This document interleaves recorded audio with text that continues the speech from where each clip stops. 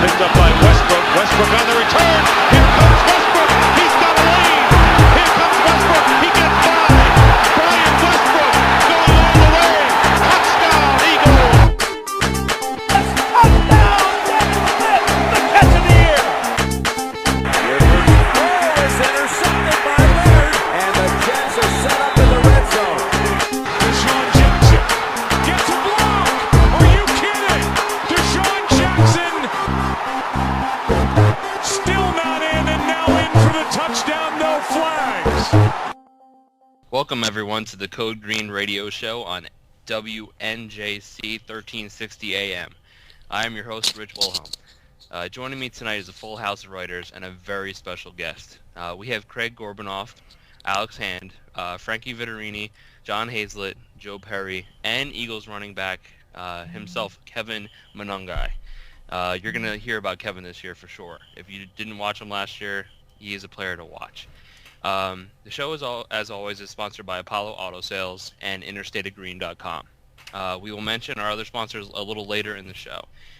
Be sure to follow the show on Twitter at CodeGreenYSR. The YSR stands for Yahoo Sports Radio, if you forget.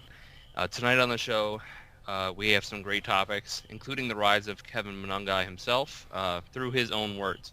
We also have the crazy offseason involving the 3 M's that we like to call Manziel, McCoy, and Manning. And that is our Fan Digs debate of the night. We'll also be discussing what the Jets should do with Muhammad Wilkerson and Damon Snacks Harrison. We're going to also be talking about Matt Forte and maybe his future in green and white if it works out that way. If we have time, we'll touch on first-rounders that intrigue us for both the Jets and the Eagles. Let's start tonight with our special guest, Kevin Monangai. Kevin, tell us a little bit about your journey thus far for everyone not familiar. Well, I recently just graduated from Villanova in May 2015. I spent my spring semester down in Austin, Texas, training at the Francos at the Honored Academy in Austin, Texas, and went through the combine process, did a couple of regional combines, one in Houston, and then my pro day. Draft came and went undrafted, and got invited to Eagles rookie minicamp on a tryout basis. I put my best foot forward, did what I could in camp, but I ended up not getting offered a contract at the end of rookie minicamp. Trained throughout the whole summer with the expectation, but no real tangible or concrete evidence that I would get my shot. But, lo and behold, I get picked up a week before training camp by the Eagles, go through training camp, end up leading them in rushing, and got released at the end of training camp right before the last game. A week later, they call me back for the practice squad. I'm on the practice squad for a week. Then I get released again. I'm out of football for about 2.5 months. And the last week of the season, right before former head coach Chip Kelly was fired, that's when I got picked back up again. And right after the season, they signed me to a futures contract. So I'm just very excited to be a part of the team, and I'm ready for the 2016 season. And Craig, what do you have to ask Kevin? I know there's a ton of questions. Yeah, Kevin, really, what's it like being, one of these players rising up through the undrafted process? So often we hear the stories of the first rounders and all that, but you guys are really the unsung heroes of a football team. So what's that process like? It's definitely humbling. You kind of go through a process from high school to college, and then now the NFL, where you work to a certain point of success, and then once you get to that new level, you kind of have to start over again. And this is definitely that process, and definitely the biggest stage I've been on to date. And it's just been a great experience so far. I enjoy the work. I love football, and I'm really looking forward to the future. Hey, Kevin, I was just going to ask you. I follow you on Instagram and Twitter, and this is Frank, by the way. And you're motivating, man. I like those quotes you post about entrepreneurship. And, Thank you. And yeah, I liked it a lot. So what really drives you? What motivates you? Like when you wake up in the morning, what's the thing that really gets you going, gets your juices flowing? Just being the best at what I do. I mean, I have been playing football. I actually started playing football late, relatively speaking. I started in 6th grade. Most kids start like 2nd, 3rd, and, maybe even younger.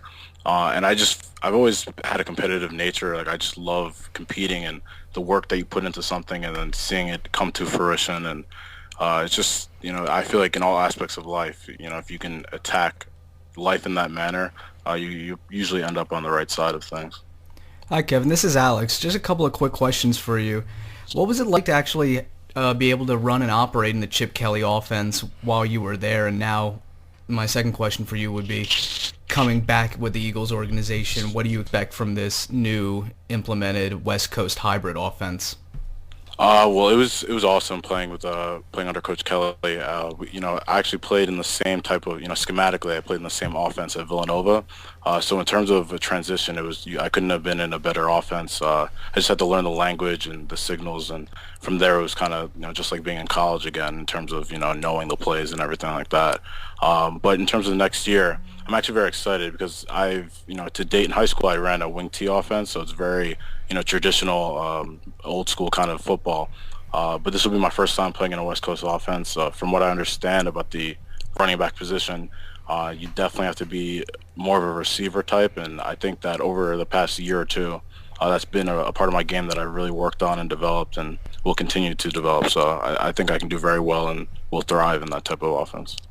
All right, Kevin. Every time you look at an athlete, some athletes are just one-sided athletes. But you, on the other hand, not only do you have the athletic ability, but you also have the brains to match. So, I mean, we were talking earlier this week about how there's always a different way if sports don't work out. So I want to hear your message to the athletes that are coming up from college into the pros, into the drafts this year. Give them a message that they can carry in their pro career. Well, I mean, I may be kind of paraphrasing these stats a little bit, but the average, NFL career is really only 2.5 to 3.5 years. So, the amount of money that you make, it is a substantial amount of money, and if you don't have a backup plan, something to sustain you and your family for the next 40, 50, hopefully 60 years you live on this earth, you're really not thinking long term. You're not planning and preparing yourself for the future. And I was lucky enough to get accepted to an amazing university in Villanova, and I ended up majoring in economics with a minor in philosophy, and I had a couple internships on Wall Street as well. And you really have to just prepare yourself because you never know what's going to happen. Like, God willing, you end up playing 10, 12 years in the league, but you want to be pleasantly surprised. You don't want to have to deal with a situation that you weren't prepared for. Yeah, and that's just a shout out to your parents, I guess, huh, Kevin? Absolutely, absolutely. I listened to your interviews on YouTube. I guess you were trying out for Undrafted on the NFL Network. Correct. And yeah. The thing that stuck out to me is your parents didn't want you playing football because it was too violent, and they wanted soccer. So you started with track, and you focused on your education that entire way. Right. And that's great because you can definitely tell. And that message to athletes coming up, I think, is spot on. Everyone, they try to sell out just with one thing, and it's great that you have, you wear many, many different uniforms in life. Craig, do you want to add anything for Kevin? Yeah, when you talk about your backstory, and it's kind of a common thing now to hear parents afraid to let their children play football. What's sort of your stance on the injuries and kids getting involved playing football? Well, I would say that for all the injuries, or not even the injuries, the increased knowledge that we're getting about the sport and the long-term effects of it, I think most football players who get to the level of the NFL, they love the sport so much that I don't think any of them would regret having played the sport or participated in the sport. But I do think there definitely is room to grow in terms of the protection and the equipment that we use in the sport, and hopefully somebody comes up with a solution. And Frankie, you want to add anything to Kevin? Yeah, Kevin, do you think in, let's say, 5 years from now, do you see yourself being a premier running back in this league of some sort? Absolutely. I mean, great. Yeah, I love that. And you're looking at the opportunity of are you? And I've looked at your film. I mean, you're more of a. Do you think yourself as more like a third down back, or someone that could be like an every down kind of back? I mean, what's your specialty there? My specialty is downhill running, but like I said, over the past year or two, I've made it a point to become a better receiver. I do want to be a third down back. I want to be a guy that the coaches can trust to make a hard catch in traffic, or get the extra yards. I'm very, very powerful in my lower body, so I definitely see myself as a short yardage back as well. I really strive to be the best in as many things as I can. So, my goal is to be every down back. And Kevin, what are you doing sort of right now to transition yourself from what you did last season to growing and improving with the Eagles this upcoming season? Definitely focusing on my mobility. Up until I trained for the combine, mobility and stretching wasn't really a focus of mine in terms of my preparation.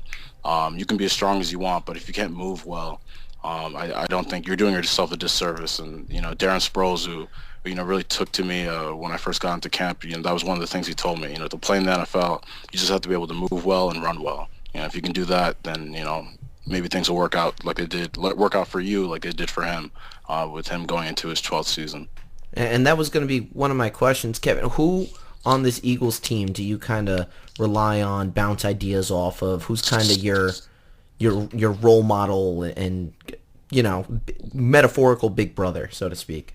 Yeah, I think I take a little bit from everyone. I try and talk to as many people on the team as possible, whether it's a defensive player or offensive player. But, even specifically in the running back room, I definitely look at DeMarco as a role model in terms of how to handle the business aspects of the NFL and professional football. And Sproles, definitely about technique and a lot of things that he does, because I think, physically speaking, we're very similar in terms of stature. So I think, someone with his longevity, his success, it's been great to hear from him. And also Ryan, he's been to, this is his second spot that he's been in, and, he's had a pretty successful career as well. So I've been able to learn a little bit from all of them.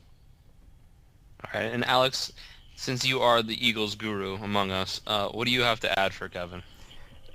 I guess just real quick, how, for someone like you who's coming up through the practice squad ranks, how do you stand out when you have such a plethora of different running backs in the same room? You got DeMarco, that's the north-south runner. Ryan Matthews, a lot of people call him a little bit of finesse, but he kind of encapsulates everything you want a running back to be. And then you have Sproles, who's the east-west guy. How do you stand out? I think my mentality, especially being a practice squad guy this past season, is I'm not playing in the game. So practice every day of the week is my game. That's my game day. I make it a point to make big plays in practice and, try and stand out on film because, I think it's kind of an old adage in football. You are what you are on film, So I just try and put the best film out there, whether it's, practice, lifting, anything like that. All right, Kevin. And another thing we talked about during the week is an app that you're coming out with. Correct. We already mentioned that you are a smart cookie, and you have a lot of things going for you. Can you just tell the viewers a little bit about this app that you're making? Yeah. So my plan is to release it definitely within the next month or so. But what I can say is that it's going to be something that I hope and I believe is going to revolutionize the dynamic in college sports recruiting by empowering high school students with the information and resources they need to not only contact coaches but to pick the best school for them. So. All right. So you're gonna just keep us in suspense. I understand. Yeah. I don't want to say too much, but I'm really proud of the work I put into this, and it's something that I started working on when I first got released in October because. I do believe that I have the talent and the determination to make it in the NFL, but, I also think that developing yourself outside of football is just as important. And, I definitely I have a platform already, but it's growing, and I feel like it's definitely a good opportunity for me to leverage that while also, adding value to people's lives. Yeah, absolutely. Just based on this, guys, you could tell that Kevin, he's going to make it. And he's a must follow. If you guys aren't following Kevin on Twitter, his handle is its_KevsWorld_2. It's easy enough to remember. Thank you. That's the same. My Instagram is the same as that as well. And his Instagram is the same. So give him a follow on all social media that you can. We just want to thank you for coming on the show, Kevin. It was great, and you're welcome at any time. Thank you, guys. I appreciate you having me. Yeah, and when you have that app, I want to be the first one to mention it. So you have come on. Well, you come on, and we'll mention it. A little tongue-tied there. It's okay. It's okay. It's only radio, Yeah, It's just our voices. That's fine. Yeah, no big deal. So, we're gonna take a short break. to have a word from our sponsors, and you're listening to the Code Green radio show on 1360 AM WNJC Yahoo Sports Philly. Why buy new when you can buy pre-owned? Skip the depreciation. At Apollo Auto Sales, they have over 220 cars, ranging from $40,000 all the way down to $2,000. Yes, you heard that right. $2,000. Visit ApolloPreowned.com or call 856-881-2869. That number again is 856-881-2869. Ask for Joey. Apollo treats you like family. Their prices are sick. Welcome back to the Code Green radio show on WNJC 1360 AM. Our next topic is one that usually happens every offseason, but it seems this offseason is a little worse. There's a lot of off-the-field issues so far, and it all deals with the letter M. I'm talking, of course, about Manziel, McCoy, and Manning. This is actually our FanDigs debate of the night. FanDigs is an app where you can battle your friends and see who has better sports knowledge. If you don't have it already, go to the App Store, look up FanDigs, download it today. I'm going to start with Frankie on this one. Let's start with Johnny Manziel and all the crazy stuff that's going on outside of the league. What do you think about Manziel? Do you think if he gets help, he deserves a second chance or a third chance?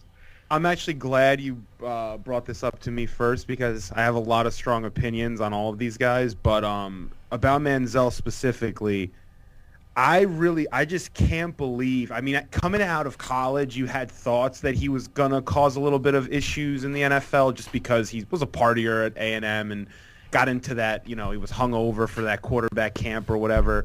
But I never thought it was going to get this bad. And honestly, at this point, if I'm the Browns, I'd cut him. If I'm another team, I don't even consider signing him. He's got to leave football for at least a year and really rehabilitate himself or do some soul searching. I think even more important than rehabilitation. I mean, if you just think about what's going on with this kid, he's just addicted to partying. I don't even know if it's necessarily an alcohol thing, but if you're putting on a disguise and you're going to Vegas, that's crazy to me. I don't think people realize how nuts that is. I mean, he put on a fake wig, a mustache, fake outfit, and told people his name was Billy and goes to Vegas. I mean, there's something wrong with this guy, and it might be even a mental health issue too at this point. I remember when he was on First Take when he was coming out into the draft, and he just was this pompous little tough guy, it seemed like to me, and I know I'm getting a little bit off topic here, but I knew when he would get to the NFL, he would have some issues in locker rooms, and I think his confidence is waffling now, and I think he's really he's folded. He doesn't know who he is, and he's got to find himself, and he needs help big time, and if I'm a team, I'm not even considering signing him, and the Browns will release him when that March deadline comes for, that teams are allowed to release and not take a penalty, so I just wouldn't touch the guy at all, honestly. All right, so we got one vote for no.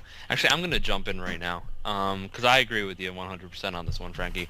I think that athletes get so much more freedom than regular people. If for example, one of us was to, go into domestic violence and puncture an eardrum, we wouldn't even be allowed back at our jobs. So the fact that athletes have so much leeway, I think he needs to get off of the field in order to get the help he needs. Because he's an athlete, everyone's around him. It's okay. It's not okay.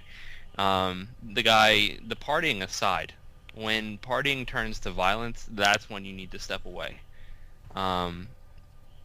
And just to jump in there on something, you have these younger kids too, like kids that are 16, 17 years old on social media posting, oh, he's just partying, it's not a big deal, leave the guy alone, he's just partying. Even 18-year-olds, I'm not judging a age group, but I'm just saying, it's not okay.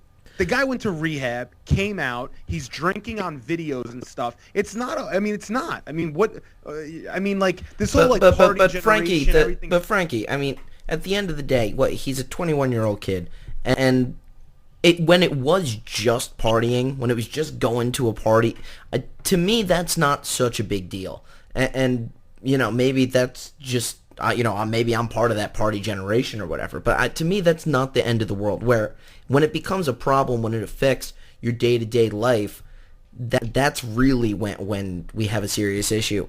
I agree with you guys. I think he needs to get away from the game of football, but to say that he doesn't deserve a second chance, I mean, Michael Vick went to prison for 2 years and still got a second chance in the NFL. So, I wouldn't write him off completely, but I do think he needs to get some help for himself. And now, Joe Perry and John Hazlett are now joining us in for this segment. So let's start with Joe and then John. What do you guys think about Johnny Football? So Frankie and Rich pretty much hit on most of how I feel about Johnny. But I do think he's gonna eventually get a second chance. I think all the off the field garbage is, you don't want that from your franchise quarterback, A. And B, I think when he gets a second chance, I questioned his ability on the football field. As bad as he looks off the football field, I'm not even sure he can start in this league. So this off the field garbage is just another obstacle for Johnny. I think it's a really bad look, obviously, for him, but I think he will get another opportunity. And if he gets his life back on track, I think the next, the bigger obstacle for him is going to be playing in the National Football League. I didn't see enough growth on the football field, and maybe the off the field stuff played a part in his growth on the football field. So first and foremost, he's got to get his life back together. So John, what has to take a back seat. Yeah, absolutely. John, what do you think about Johnny? I agree. Same thing, guys. I mean, this guy, obviously, he's got some problems that have nothing to do with football. I think he needs to step away, take care of what those problems are, and I am sure there's a team somewhere that would give him another chance, depending on him putting himself a little bit back together. Whether he could play on the field or not, I kind of agree with Joe. I think that remains to be seen. I don't think he was prepared to play at many times this year, and maybe his off-the-field stuff had something to do with that. But, yeah, clearly the Browns are going to release him. I don't know that any team that is going to sign him. The only one that probably, a team that does wild things like that would be the Dallas Cowboys, but I don't even think they would touch him right now. The guy definitely needs to get cleaned up. Then we'll see if he can get another chance, which I think he will. Yeah, I mean, that's a great point, John. The Cowboys do crazy things. But I mean, they did sign Greg Hardy, right in the midst of everything. Alex, let's end with you before we go to McCoy. I mean, you guys kind of all summed it up, and just to touch on it, there is a disgrace of a football team known as the Dallas Cowboys who signed a woman that threatened another human being's life with guns.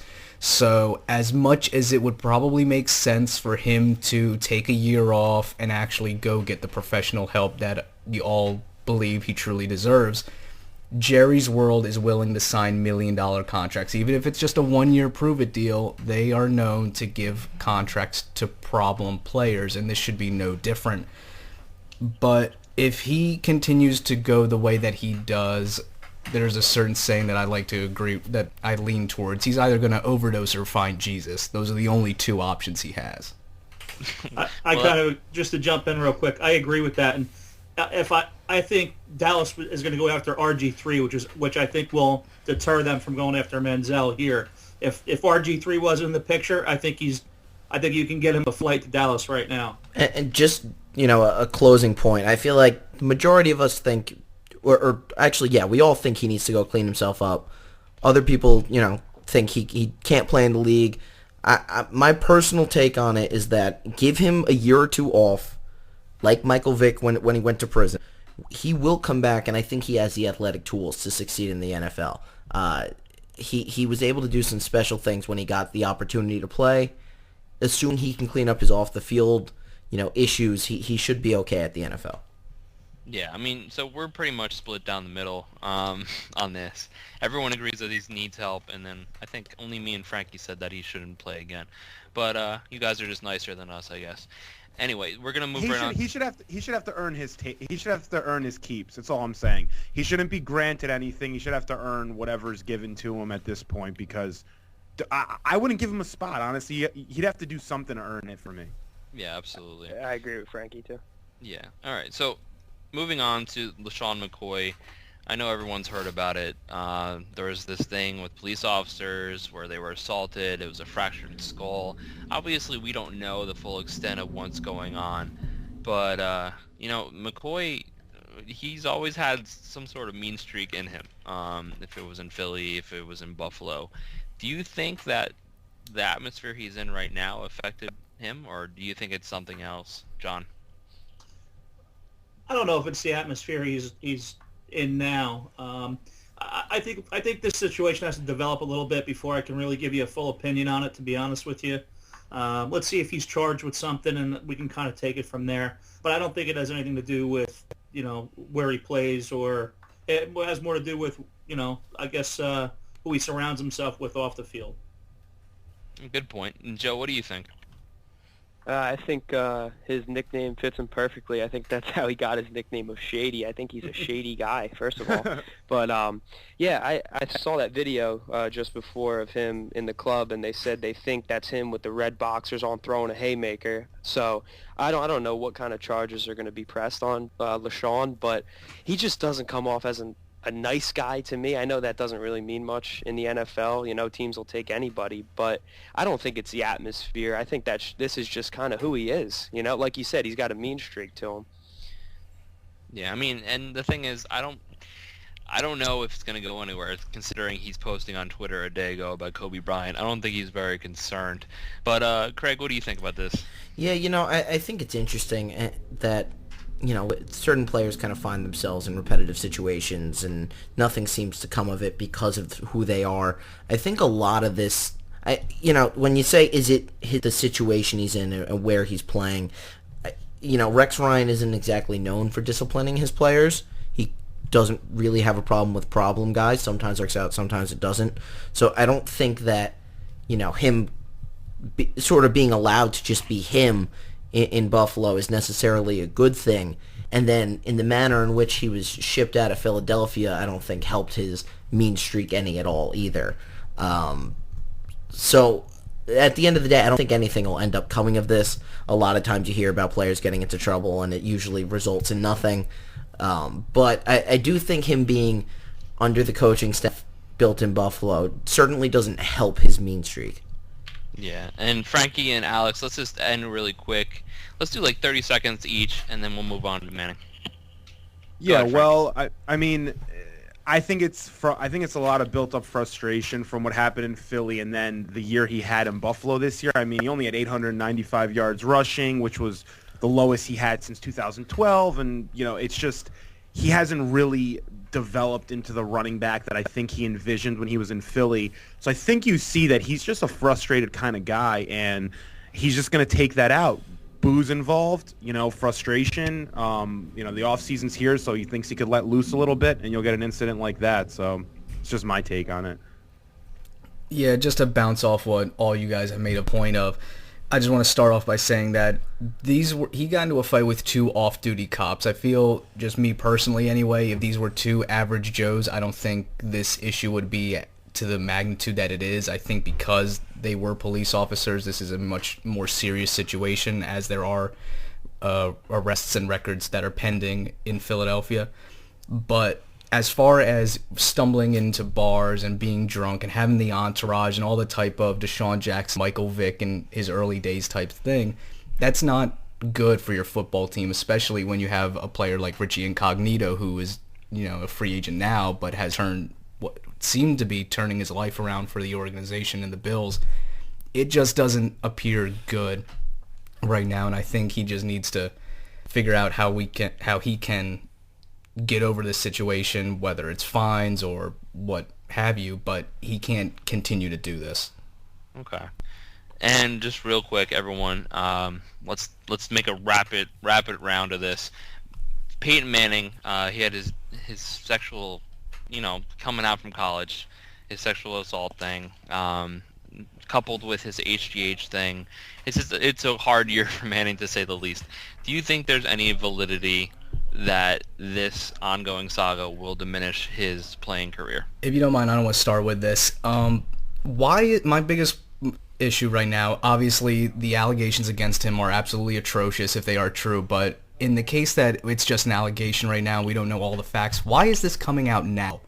Why have we not heard? The man was drafted in, 98, 99?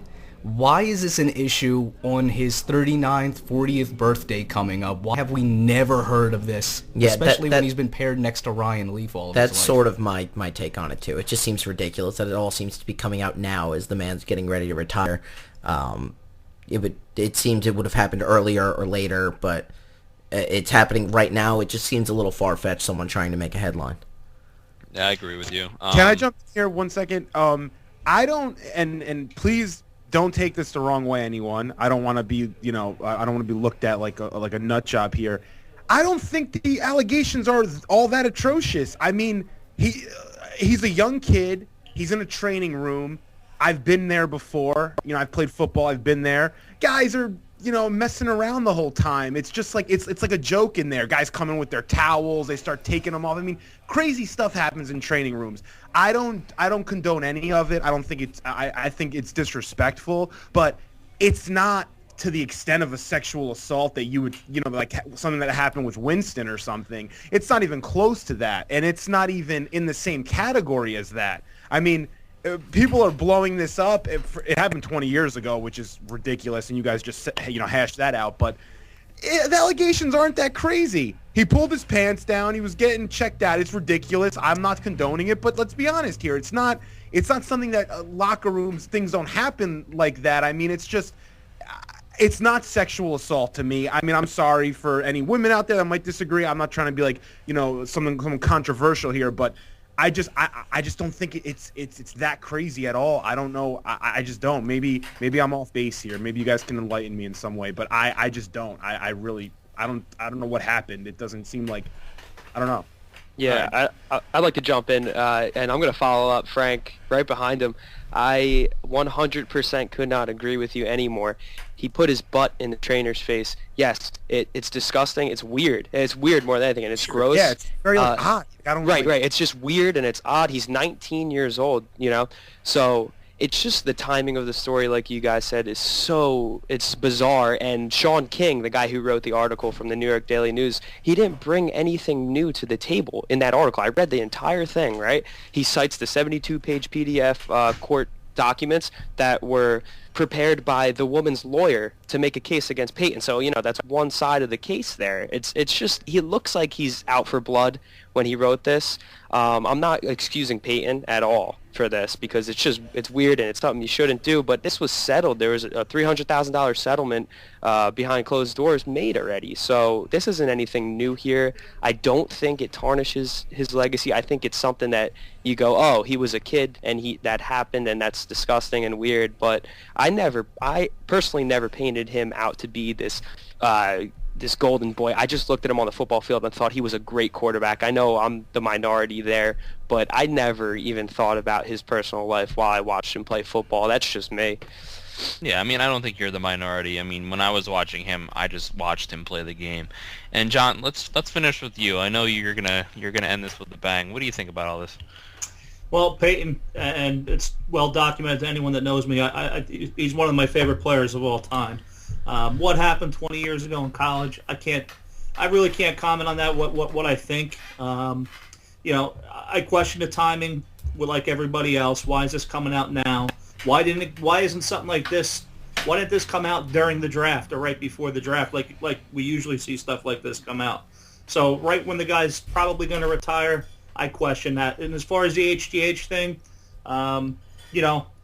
just the way Peyton has come out and has absolutely denied everything, he's kind of put his reputation on the line there. I tend to believe him. I've believed players before and have been burned, but I'm going to give Peyton the benefit of the doubt on that one. Okay. Yeah, I mean, and we'll touch on this more when we know more. Same with McCoy, same with Manziel. But for now, we're going to take a short break so our sponsors can get a word in. You are listening to the Code Green Radio Show on 1360 AM, WNJC, Yahoo Sports Philly. The Shore Conference, located in Ocean and Monmouth County, New Jersey, is home to some of the best high school sports in the country. Yet finding reliable news and analysis has always been difficult.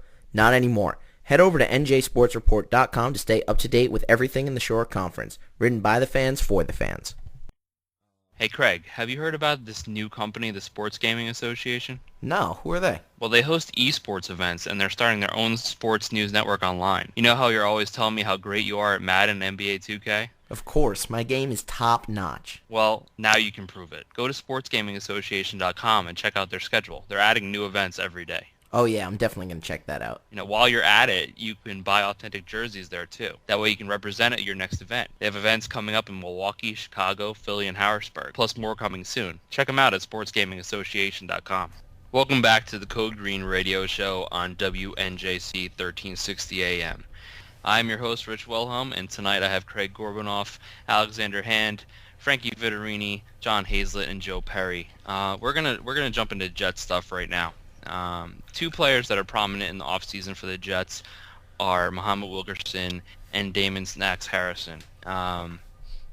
Harrison himself was a UDFA coming through the ranks, and Muhammad Wilkerson, obviously, you know how he came about, and he's a premier player himself. The problem is the Jets don't have the cap that they had last year. It's drastically less than what it was, to say the least. The good news is the cap room this year is going to be going up a lot.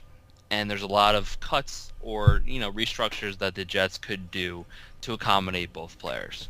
So here's my question. What do the Jets do with Muhammad Wilkerson, and what do the Jets do with Damon Harrison? See, my opinion on this, I think the Jets are actually going to end up keeping both. And I think there's plenty of ways that they can do this. I think without a doubt, Muhammad Wilkerson is going to get tagged. I don't think there's any way around that. I mean, it could be a tag and trade also. I just don't know which route they're going to go. But I think he's going to get tagged one way or another. As far as Damon goes, I think if you give him a $4.5 million per year deal, he'll re-sign with the Jets.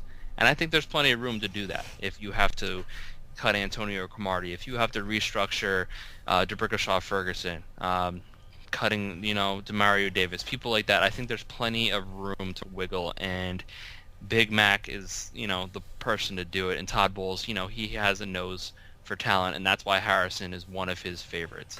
So in my opinion, I think they keep both. But John, let's go to you. What do you think happens with these two players? I think the same, Rich. I think you'll see Mo Wilkerson. He's going to get the non-exclusive franchise tag, which means, another team can negotiate with him, they could basically agree to sign him and the Jets would have to match it, or they could let him go and obtain 2 first-round picks that way. I see them keeping him.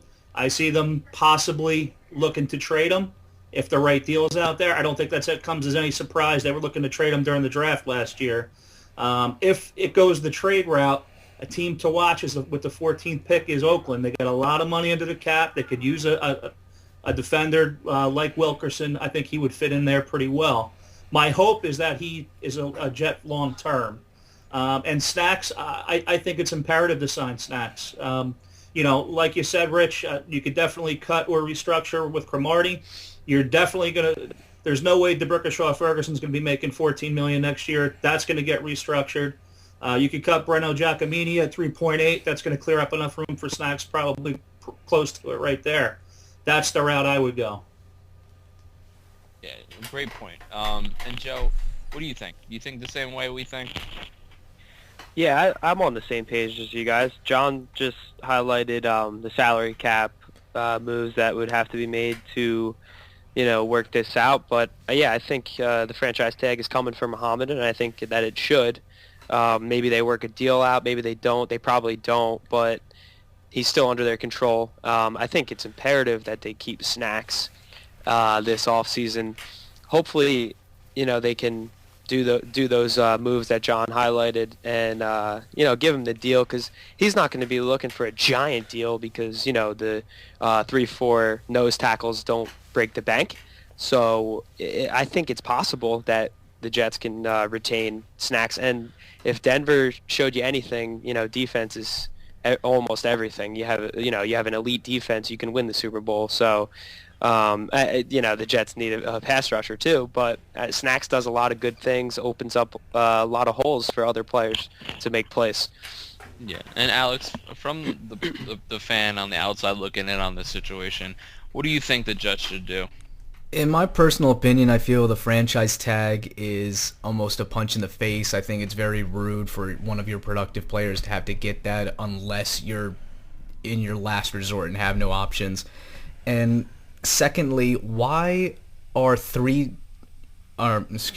technique and nose tackle positions becoming very expensive? The 3-4 used to be the more inexpensive defense, and now it seems that all these 5 techs and 0 tech noses are wanting big dollars, when in reality they don't put in the same effort that the forefront does. Their job is to two gap, whereas in the forefront you attack and go after the pass rusher and stuff the run.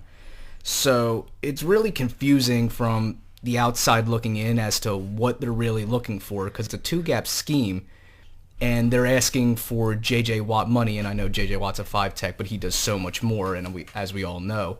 So it's really just confusing trying to figure out, like, okay, your D-line in a 3-front should not be this much of an issue as far as money is concerned.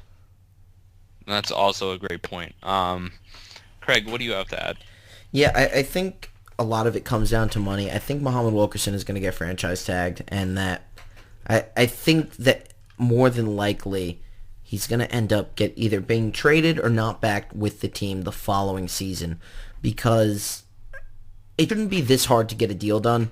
You know what I mean? If the situation was right, this deal would have been made last year when they were in talks, and you know, odds are when it's this important of a player, it doesn't normally get this far, and a lot of that has to do with the Jets having depth at the position.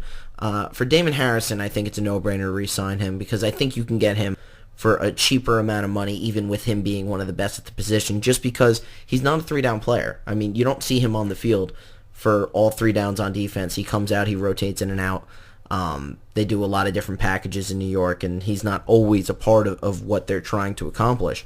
So you could get him for a relatively cheaper amount of money. One point John brought up before is that the Jets could cut Brenner Giacomini to create cap space. I don't think they're physically able to do that because of how weak they are across the offensive line. As bad as Brenner Giacomini can play at times, he's still their best option at that position. Okay, and let's finish up with Frankie. What do you think? Well, I agree with everyone on Wilkerson. I think the Jets need to bring him back, and I think they may even sign him. I know there's everyone's talking about him being tagged, and the tag marks around like 15 million, 15 and a half, but I think his family's from Jersey. He didn't take a contract this year.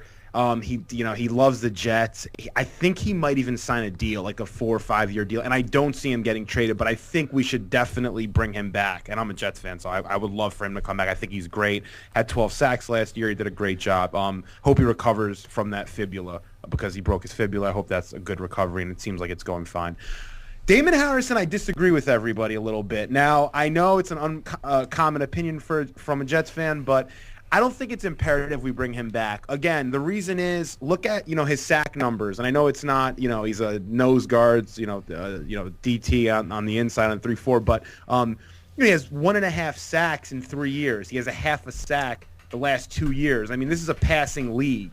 If you can't get to the quarterback. We're playing against quarterbacks like Brady, and I don't see him going anywhere, but, it's a passing league. You need to get to the quarterback, and if you're not getting to the quarterback and the amount of, unrestricted free agents that we have, the Jets, I'd rather give that money to Bilal Powell to get him back and maybe sign another position that's a little bit more important, maybe an offensive lineman of some sort, because this guy's not playing every down, not really making plays in terms of, forcing fumbles. He has 1 forced fumble in 3 years, 1.5 sacks. I mean, I know how good he is as a run stopper, and I understand, he's graded out like Pro Football Focus as one of the best. But if he's going to be demanding, I saw some numbers over 20 mil.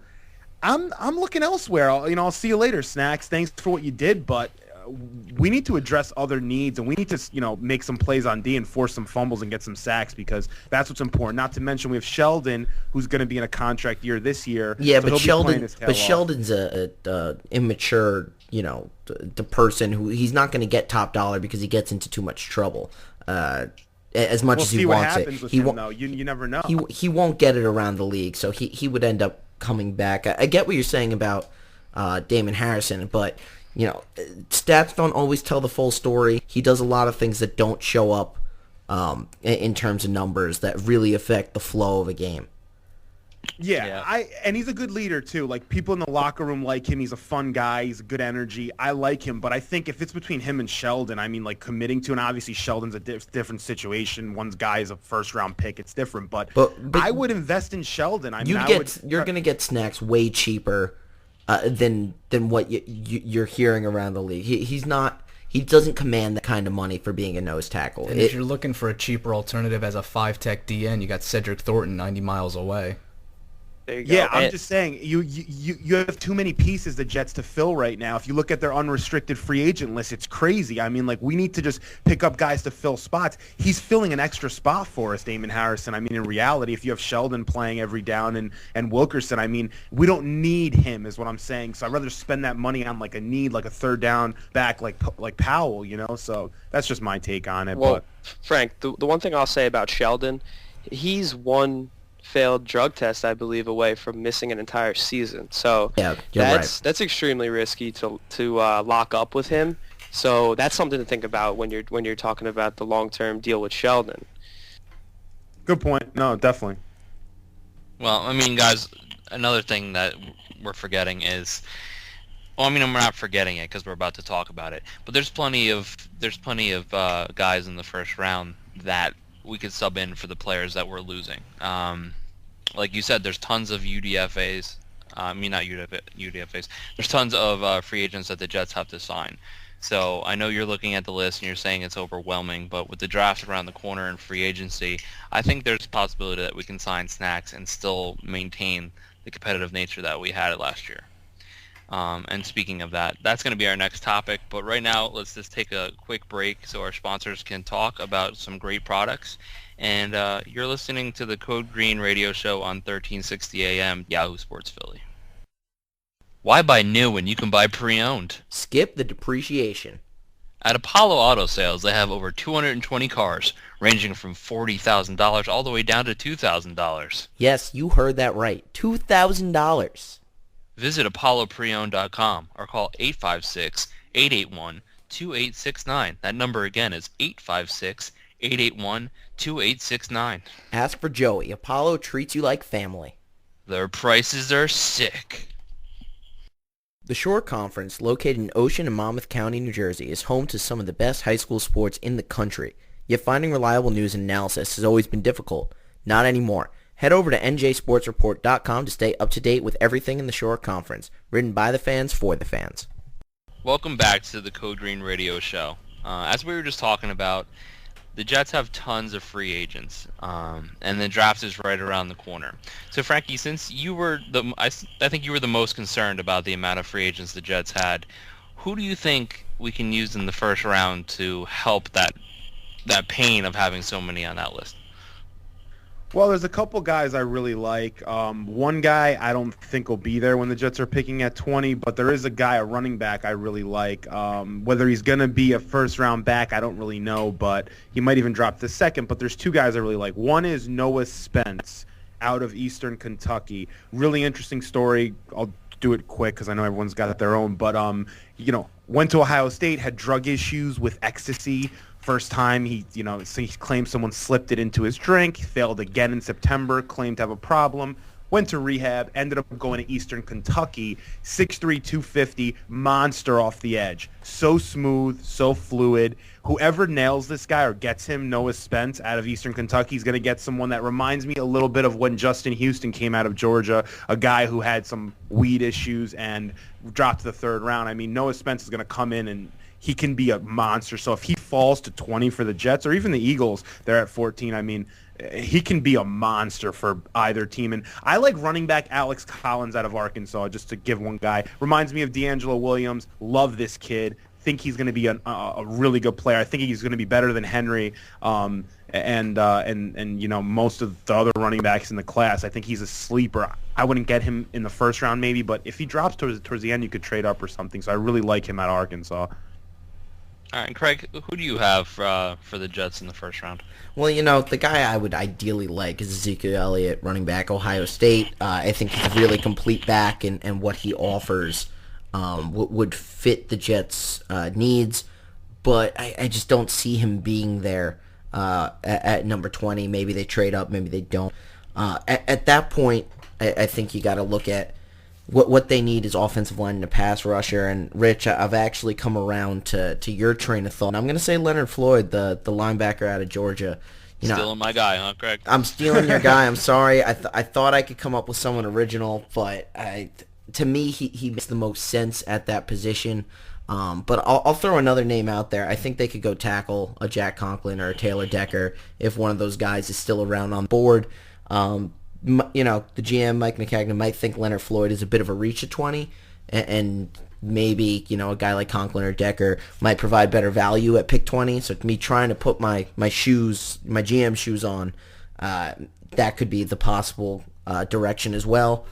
I think you can get pass rushers later on in the draft, though, whereas O-linemen, the good ones you really only get at the top end of the draft. So if one of those guys is still around, I see them going in that direction. All right, John, who do you have? I'm going to kind of echo what these guys said. I'll tell you one thing. If they cut Breno Giacomini like I think they will, offensive tackle is definitely in play. Taylor Decker or Jack Conklin would both fit in nice. I happen to agree with Noah Spence. I think, despite his past a little bit, I think he has the opportunity to become exactly what we said, a Justin Houston. Leonard Floyd also, I think, again, I can't argue that either. I think he would need to bulk up a little bit to become a 3-4 natural pass rusher there. And as far as a running back is concerned, I would take Ezekiel Elliott if he's there at 20, or possibly Derrick Henry from Alabama, who could also be available at that time. I don't know if I would take Henry at 20 just to jump in real quick, but I like him as a second-round option for sure. Yeah, he's going to be somewhere late first, early second, I would think. I'm curious to see what he runs his 40, and I know it's Totally. 40's not everything, but he seems a little slow to me, and I kind of get worried with some of these big, slow backs. They end up, the guys in the league now are really fast and strong, so they're able to get to these guys. So I want to see what that 40 is. I'm really curious to see what he runs it in. Yeah, taking a beating at Alabama, too. They ran him into the ground like 35 carries a game, so I don't know. Yeah, I agree with you guys. Alex, who's your first-round guy for New York? I also agree with Jack Conklin being an option, and I also threw Jalen Smith as a possible candidate. However, in the mock that I'm currently working on, I feel like Jalen Smith will go to the New York Giants and Conklin will get drafted by the Chicago Bears. The one player I feel that will get drafted by the New York Jets is Miles Jack from UCLA. He reminds me a lot of with Michael and Eric Kendricks, both the Kendricks brothers from Minnesota and Philadelphia, as far as just total dominance and speed to go along with their current height. I think he stands at about 6'1", so he's a little bigger, but he's got the ability to roam in the secondary. He can drop back if you need to, and he's really just a brain for the defense. He's a terrific player. All right, Joe, who do you have for both teams? Well, so start with the Jets. They need, pass rusher. They need to work on the offensive line. If they don't re-sign Chris Ivory, they need a running back. A couple names to watch. You guys have said some of them. Miles Jack and Jalen Smith. If either one of them fall to 20, I think they got to pull the trigger instantly, because that's that should be the top of their big board. If Jake Conklin is not there, two other names to watch at offensive tackle: Ronnie Stanley out of Notre Dame. I like what he brings to the table, and Laramie Tunsil from Ole Miss. These guys, if they're there in the first round, they could definitely be an option for the Jets. And obviously Ezekiel Elliott, that's my personal favorite. I'm hoping that he drops to 20. I don't know if it's going to happen, but if he's there at 20 and Miles Jack and Jalen Smith aren't there, I think I want Ezekiel Elliott. I think he can break the game wide open. Same thing with the Eagles. I mean, if they could get a pass rusher, they need help getting to the quarterback too. So any kind of pass rusher for the Eagles, I would say. Yeah, you think the Eagles would consider a quarterback, just to kind of throw something in there? I do. I absolutely do. Well, let's talk about our Eagles, players that make sense in the first round, and we'll start with our native Eagles fan, Alex Hand. Now it's native. I like these different adjectives being native, thrown out. resident, whatever. Yeah, now going with the quarterback idea, Paxton Lynch is the heavy favorite, as the other two quarterbacks, Goff and Wentz, will likely be off the board. If Lynch is taken by a team such as Los Angeles, then it's understandable that maybe Jack Conklin would be a great pickup, having Lane Johnson move to the left side and Conklin take over and solidify the right. Or another option in the case that Conklin, as my mock is set up, is taken early by Chicago. The Eagles can take Kendall Fuller, which is the brother of Chicago corner, I believe it's Kyle Fuller, who is brought back this anemic Chicago defense bit by bit from Virginia Tech. So secondary help, I feel, because they have a handful of free agents in that department, it would help Philadelphia, but my heavy favorite is Paxton Lynch still.